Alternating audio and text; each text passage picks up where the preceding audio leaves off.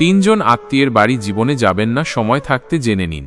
সব আত্মীয় ভালো হয় না, এটা একটা কষ্টের কিন্তু সত্যি কথা। আমাদের সমাজে এখনো অনেক মানুষ মনে করে আত্মীয় মানেই আপন, কিন্তু সময় যত যাচ্ছে তত বুঝি সব সম্পর্ক এক নয়। কিছু আত্মীয় আছে যাদের বাড়িতে গেলে মন শান্তি পায়, আর কিছু আছে যাদের বাড়ি থেকে ফিরে আসার পর মনে হয় না যাওয়াই ভালো হতো। আজকের এই ভিডিওতে আমরা এমন তিনজন আত্মীয়ের কথা বলবো যাদের বাড়ি যাওয়া আপনার জীবনের পক্ষে ক্ষতিকর হতে পারে। কারণ এসব আত্মীয়ের সঙ্গে সম্পর্ক রাখা যায়, কিন্তু দূরত্ব না রাখলে নিজের শান্তি নষ্ট হয়ে যায়। ভিডিওটি শেষ পর্যন্ত দেখুন। যদি আপনার জীবনে এমন কেউ থেকে থাকে তাহলে আপনি বুঝতে পারবেন কেন এসব আত্মীয়ের বাড়ি যাওয়া থেকে দূরে থাকা জরুরি। আর ভিডিওটি ভালো লাগলে আমাদের চ্যানেলটি সাবস্ক্রাইব করে রাখুন, কারণ আমরা এখানে প্রতিদিন জীবনের আসল সত্যিগুলো নিয়ে কথা বলি যা আপনার চিন্তা বদলে দিতে পারে। 1. যারা সবসময় আপনাকে ছোট করে দেখে, এই আত্মীয়দের আপনি চিনতে পারবেন খুব সহজেই। আপনি তাদের সামনে গেলেই তারা এমন কিছু বলবে যাতে আপনি হালকা অপমান বোধ করেন। কখনো সরাসরি বলবে না, কিন্তু ইশারা ইঙ্গিতে বুঝিয়ে দেবে যে আপনি এখনো কিছুই হয়ে ওঠেননি।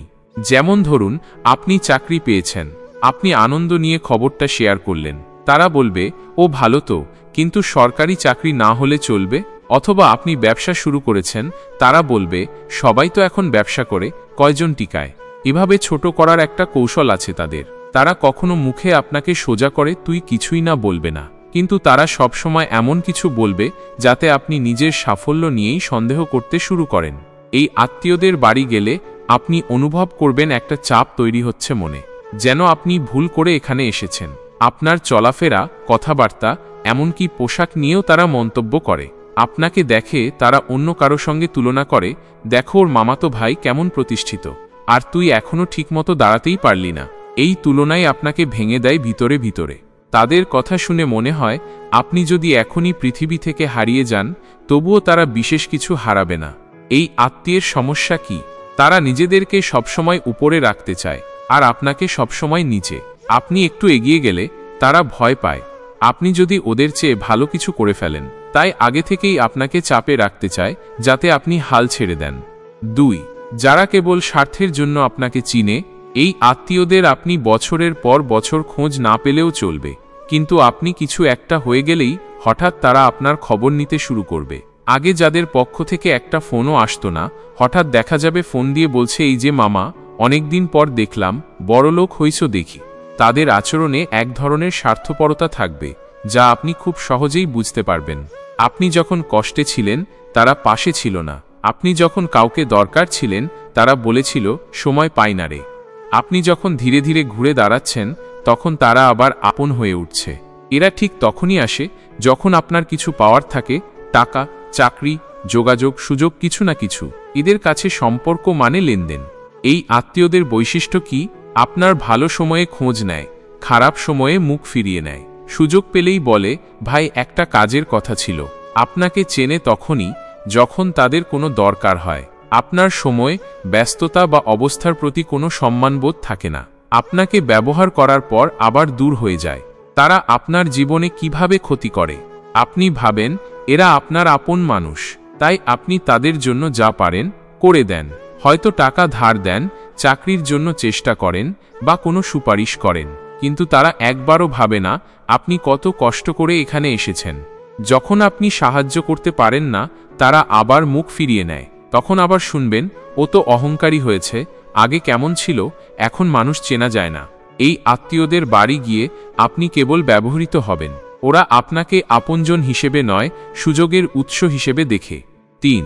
যারা সবসময় আপনাকে অন্যের সঙ্গে তুলনা করে, এই আত্মীয়রা মুখে খুব ভালো, কিন্তু তাদের প্রতিটা কথার পেছনে থাকে এক ধরনের বিষ।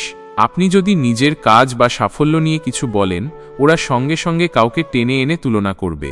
আপনি বললেন, আমি একটা ছোট ব্যবসা শুরু করেছি, তারা বলবে, ভালো তো, তবে তোমার খালাতো ভাই তো 5টা দোকান চালায়, তুমি কবে করবে? এই ধরনের তুলনা শুনতে শুনতে আপনার ভেতরে একসময় প্রশ্ন জন্মাবে, আমি কি কিছুই করিনি? আমি কি এতটা ছোট? এই আত্মীয়রা আপনাকে অন্যদের সঙ্গে মেলাতে ভালোবাসে। আপনার গায়ের রং, উচ্চতা, বেতন, পরিবার সবকিছু নিয়ে অন্য কারো নাম জুড়ে দেয়। আর এসব তুলনা তারা এমনভাবে করে যেন আপনি সবসময় পিছিয়ে। তাদের উদ্দেশ্য কি? তারা চায় আপনি হীনমন্যতায় ভোগেন, আপনি যেন নিজেকে ছোট মনে করেন।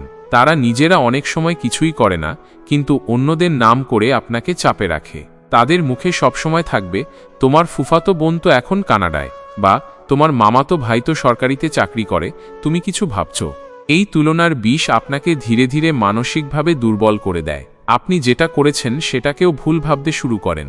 তাদের বাড়ি না যাওয়ার কারণ, এই আত্মীয়রা কখনোই আপনাকে আপনার মতো গ্রহণ করতে চায় না। তারা আপনার মধ্যে ভালো কিছু খোঁজে না, বরং তারা চায় আপনি সবসময় পিছিয়ে থাকেন, যাতে তারা আপনাকে নিয়ন্ত্রণ করতে পারে। আপনি যদি এই আত্মীয়দের থেকে দূরে থাকেন, তাহলে আপনি নিজের মতো ভাবতে পারবেন, নিজের মতো এগোতে পারবেন। তাহলে করণীয় কি? এমন আত্মীয়দের কাছ থেকে মানসিক দূরত্ব রাখুন। তাদের কথায় কান না দিয়ে নিজের ওপর বিশ্বাস রাখুন। আপনি যেভাবে এগোচ্ছেন সেভাবেই এগিয়ে যান। মনে রাখুন, তুলনা কখনোই ভালোবাসা থেকে আসে না, আসে অহংকার ও ঈর্ষা থেকে। একটা কথা মনে রাখবেন, নিজেকে ছোট ভাবা এক ধরনের অন্যায়। কেউ আপনাকে বারবার অন্যদের সঙ্গে মিলিয়ে আপনাকে ছোট করে, তাহলে তার থেকে দূরে থাকাই ভালো। এই তিনজনের বাড়ি সময় থাকতে না গেলেই ভালো। না গেলে আপনি খারাপ লোক হবেন না, বরং আপনি নিজের মন ও মানসিক শান্তিকে ভালোবাসলেন।